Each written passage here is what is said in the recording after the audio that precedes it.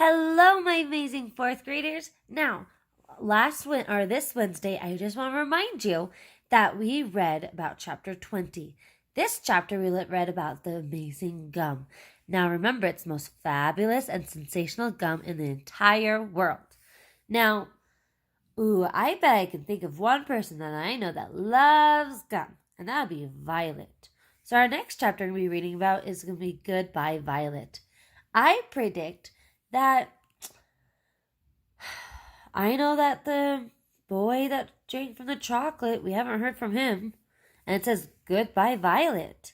I bet Violet is going to do something with the gum, and she might not be around anymore. I wonder what's going to happen.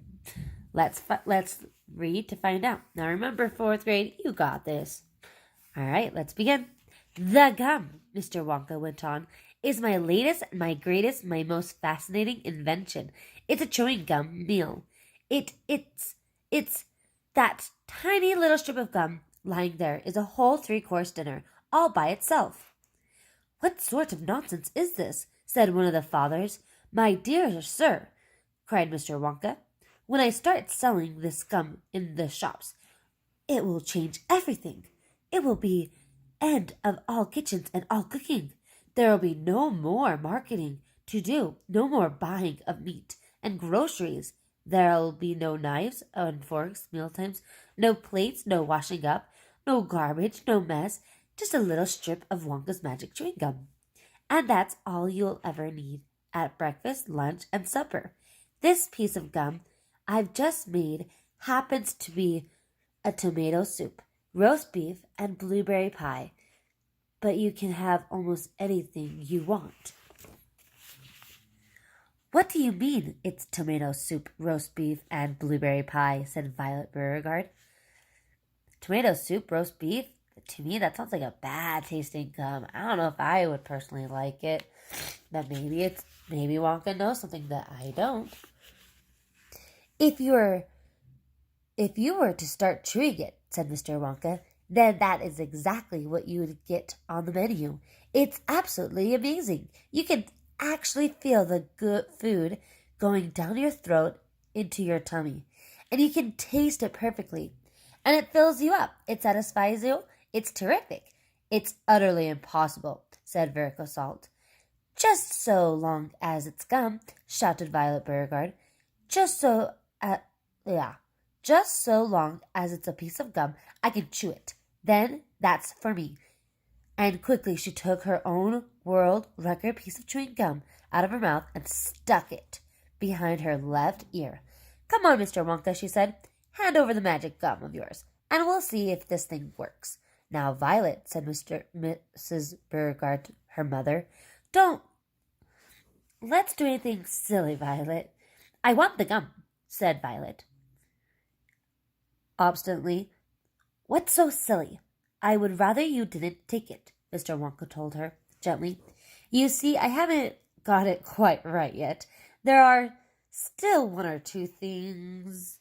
Oh, to heck with that, said Violet, and suddenly, before Mr. Wonka could stop her, she shot out a fat hand and grabbed the stick of gum out and the little drawer and popped it into her mouth.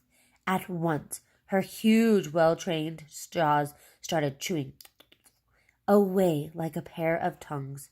Don't, said Mr. Wonka. Fabulous, shouted Violet. It's tomato soup. It's hot and creamy, and it's delicious. I can feel it running down my throat. Stop, said Mr. Wonka. The gum isn't ready yet. It's not right. Of course it's right, said Violet. It's working beautifully. Oh my, what a lovely soup this is. Spit it out, said Mr. Wonka. It's changing, shouted Violet, chewing and grinning both at the same time. The second course is coming up. It's roast beef. It's tender and juicy. Oh boy, what a flavor. The baked potato is marvelous too. It's got a crispy skin and filled with butter inside.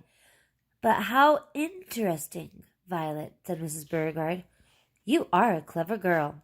Keep chewing, kiddo, Mr. Beauregarde. Keep right on chewing, baby. This is a great day for Beauregardes. Our little girl is the first person in the world to have a chewing gum meal. Everybody was watching Violet Beauregarde as she stood there chewing this extraordinary gum.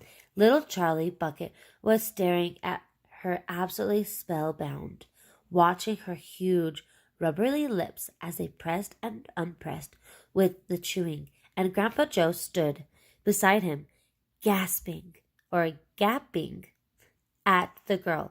Mr. Wonka was wringing his hands and saying, "No, no, no, no, no. It isn't ready for eating. It isn't right. You mustn't do it." "Blueberry pie and cream," shouted Violet.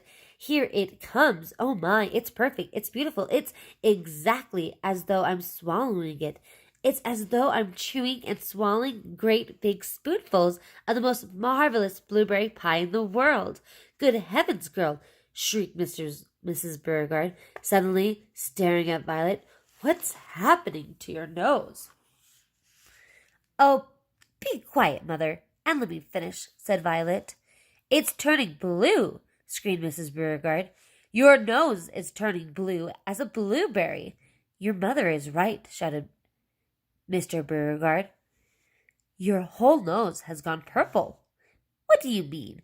said Violet, still chewing away. "Your cheeks," screamed Mrs. Beauregarde. "They're turning blue as well. So is your chin. Your whole face is turning blue." "Spit that gum out at once," ordered Mr. Beauregarde. "Mercy save us," yelled Mrs. Beauregarde. "The girl's going blue and purple all over. Even her hair is changing colors. Violet, you're turning violet. Violet, what is happening to you?" "I told you I hadn't got it quite right," sighed Mr. Wonka, shaking his head sadly. "I'll say you haven't," cried Mrs. Beauregarde. "Just look at the girl now." Everybody was staring at Violet, and what a terrible, peculiar sight she was. Her face and hands and legs and neck, in fact, the skin all over her body, as well as her great big mop of curly hair, had turned a brilliant purplish blue, the color of blueberry juice. "It always goes wrong when it comes to the dessert," sighed Mr. Wonka. "It's the blueberry pie that does it. But I'll get it right one day. You wait and see." "Violet," screamed Mrs. Beauregarde, "you're swelling up." "I feel sick," Violet said. "You're swelling up," screamed Mrs. Beauregarde again. "I feel most peculiar," gasped Violet. "I'm not surprised," said Mr. Beauregarde. "Great heavens, girl," screeched Mrs. Beauregarde. "You're blowing up like a balloon." "Like a blueberry," said Mr. Wonka. "Call a doctor," shouted Mr. Beauregarde. "Prick her with a pin," said one of the other fathers. "Save her," cried Miss Beauregarde, wringing her hands. But there was no saving her now. Her body was swelling up and changing shape at such a rate that within a minute it had turned into nothing less than an enormous round blue ball, a gigantic blueberry in fact, and all that remained of Violet Beauregarde herself was a tiny pair of legs and a tiny pair of arms sticking out of the great round fruit, and a little head up on top. "It always happens like that," said Mr. Wonka. "I've tried it 20 times in the testing room on 20 Oompa Loompas, and every one of them finished up as dun dun dun. Oh my goodness, she is swelling up like a balloon. And those are her tiny little legs and her tiny little arms, and she does not look very happy." "I don't think I'd be happy if I swelled up like a balloon, though." "A blueberry is most annoying. I just can't understand it." "But I don't want a blueberry for a daughter," yelled Mrs. Beauregarde. "Put her back to what she was this instant." Mr. Wonka clicked his fingers, and 10 Oompa Loompas appeared immediately at his side. "Roll Miss Beauregarde into the boat," he said to them, "and take her along to the juicing room at once." "The juicing room!" cried Mrs. Beauregarde. "What are they going to do to her there?" "Squeeze her," said Mr. Wonka. "We've got to squeeze the juice out of her immediately. After that, we'll just have to see how she comes out. But don't worry, my dear Mrs. Beauregard. We'll get her repaired if that's the last thing I'm going to do. I am sorry about it. I really am. Already, 10 Oompa Loompas were rolling the enormous blueberry across the floor of the inventing room toward the door that led to the chocolate river, where the boat was waiting. And Mr. and Mrs. Beauregard hurried after them. The rest of the party, including the little Charlie Bucket and Grandpa Joe, stood absolutely still and watched them go. Listen, whispered Charlie. Listen, Grandpa. The Oompa Loompas in the boat outside are starting to sing. The voices, 100 of them, singing together, came loud and clear into the room. Dear friends, we surely all agree there are almost nothing worse to see than some repulsive little bum who's always chewing gum. It's very near as bad as those who sit around and pick the nose. So please believe us when we say that chewing gum will never pay. This sticky habit's bound to send the chewers to a sticky end. Did any of you ever know a person called Miss Bigelow? This dreadful woman saw no wrong in chewing all day long. She chewed while bathing in the tub. She chewed while dancing at her club. She chewed in the church and chewed on the bus. It was really quite ludicrous. And when she couldn't find her gum, she chewed up the linoleum, or anything that happened near a pair of boots, the postman's ear, or other people's underclothes. And once she chewed her boyfriend's nose. She went on chewing till at last her chewing muscles grew so fast that her face and her giant chin stuck out like a violin. For years and years she chewed away, consuming 50 packs a day, until one summer's eve, alas, a horrid business came to pass.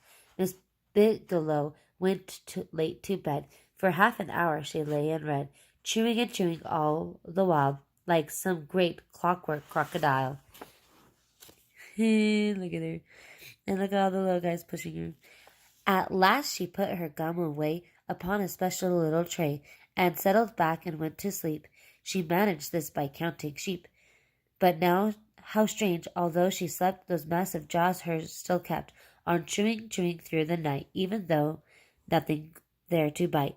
There you were, you see, in such a groove they positively had to move, and very grim was to hear, in a pitch darkness, loud and clear, this sleeping woman's great big trap, opening and shutting, snap, snap, snap.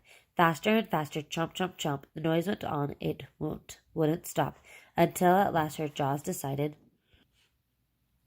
to pause and open extra wide, and with a most tremendous chew, they bit the lady's tongue in two. Thereafter, just from the chewing gum, Miss Bigelow was always dumb, and spent her life shut up in some disgusting sanatorium. And that is why we will try so hard to save Miss Violet Beauregard from suffering an equal fate. She's still quite young. It's not too late. Provided she can survive the cure. Who we hope she does. We can't be sure. Whoa. Now, fourth grade, I want to show the songs that they've been singing are a type of poetry. Now, one thing that's really nice is if you notice, there is a pattern where at the very end, the last part, it has say, pay. So these ones sound together. Send, end. Those two have the same sound. No, Bigelow, wrong, long, tub, club, bus, ludicrous. That's kind of close. Gum, linoleum, near, ear. If you notice, there's that pattern where the last word matches with these two, so it's every two lines. Boom, boom, boom. And so for some words, if you ever have a hard time reading and you notice that pattern, then you can use those to help you read a known word. Fourth grade, keep up all the hard work. See you later. Bye.